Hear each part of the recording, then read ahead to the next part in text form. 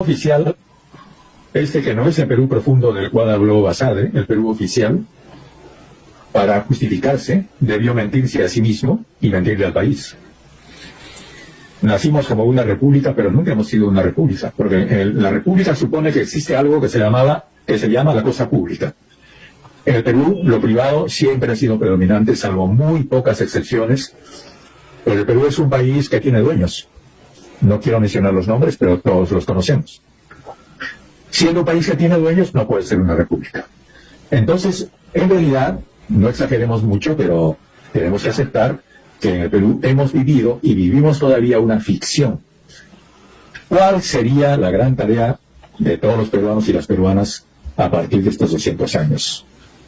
Acabar con esa ficción y construir una república de verdad y una democracia de verdad. Eso me parece a mí que es elemental, es algo que nosotros deberíamos plantearnos para empezar. Es algo que la gente que apoya a Castillo y sobre todo el pueblo que ha votado por Castillo debe recordar. A Castillo hay que apoyarlo, hay que comprenderlo, no hay que pedirle más de lo que puede dar y sobre todo hay que aprovechar, en el mejor de los significados de la palabra aprovechar esta enorme oportunidad histórica para construir país desde la base y para hacer posible esa democracia en la cual también Velasco soñó, es decir, una democracia de base, una democracia participativa, una democracia que surge de los barrios, de los cerros, de los desiertos, y no solamente de las clases ilustradas o ricas de la capital.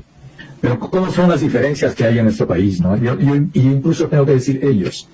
Cuando digo ellos, me refiero a todos los Pedro Castillo que hay en el Perú, que son miles. Esos son los que han votado por Pedro Castillo. Es decir, la gente que tiene un nivel de educación básico, la gente que tiene un gran malestar con lo que ha pasado, la gente que no cree ya en los partidos políticos tradicionales, y la gente que quiere algo, que quiere dignidad, que quiere mejorar realmente de posición, no solo económicamente, sino también que quiere ser reconocida, que quiere ser, aunque quizá no lo sepa siempre conscientemente, que quieren ser ciudadanos y ciudadanas de este país que, insisto en la palabra ellos, que ellos habitan y en el que tienen todo el derecho de gobernar. Yo creo que ese sentimiento, que es un sentimiento impalpable, intangible, que la derecha no supo entender, porque no está en su manera de ver las cosas, en su manera de ver la vida, eso es Castillo. Pueden pasar varias cosas.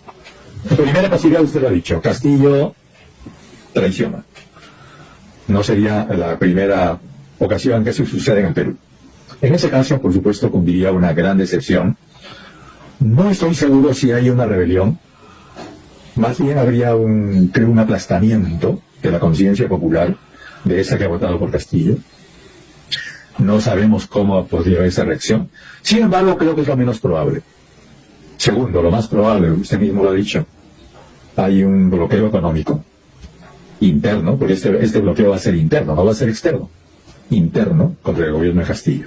En ese caso yo creo que Castillo debería responder con el liberalismo, debería ser una política liberal, totalmente liberal, no con la represión.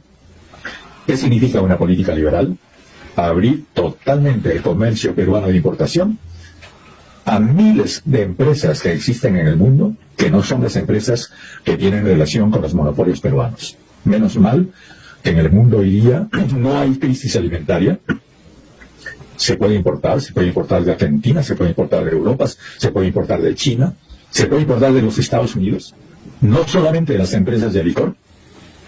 Entonces, creo que esos monopolios, ojalá que lo hagan, digo yo, aunque está mal que lo diga, ¿no? Porque van a pacificar el verdadero liberalismo para el Perú, que es la verdadera libertad de comercio, que en este momento no tenemos, porque el Perú no es un país ni liberal ni neoliberal como se piensa, es un país monopólico, es una dictadura económica de los monopolios. Entonces, simplemente, yo creo que todas las posibilidades reales existentes en el mundo acompañarían para una exitosa gestión de Pedro Castillo en la liberación de los mercados del Perú. Yo creo que lo que Castillo tiene que hacer para garantizar su continuidad es lo que él ha prometido: gobernar con el pueblo. Ahora, para mí, ¿qué significa gobernar con el pueblo en este momento? En primer lugar, combatir la pandemia.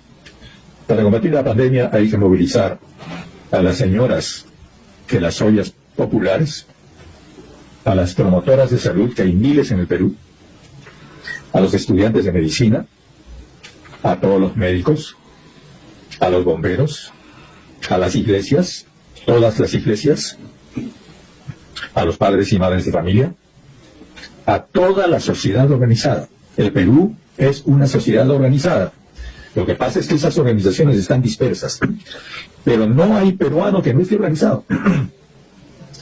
Entonces, tiene que haber desde el Poder Ejecutivo, desde los gobiernos regionales, desde las municipalidades, pero si no es con los alcaldes, habrá que pasar por encima de los alcaldes, y el Estado tiene miles de formas de hacerlo, una política de promoción desde la base, en primer lugar, de la salud primaria, atención primaria de salud.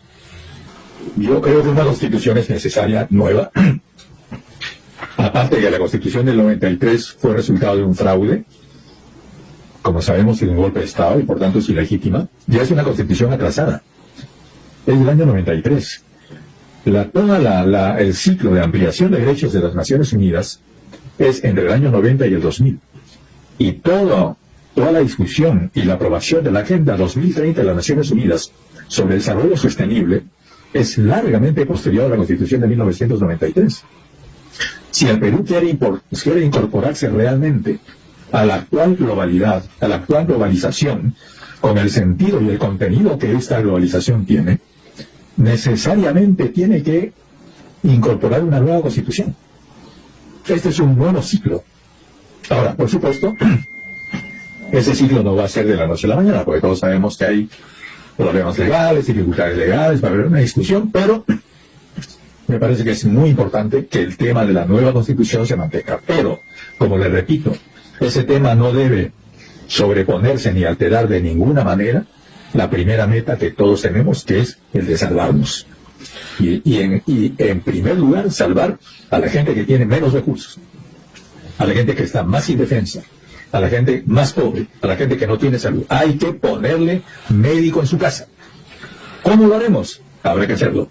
Que no hay médicos, habrá que inventarlos, habrá que movilizarlos, habrá que preparar gente, habrá que instruir medicina de emergencia. Pero cada señora de cada cerro debe tener atención médica a 50 metros de su casa. Bien, eso es lo que yo creo.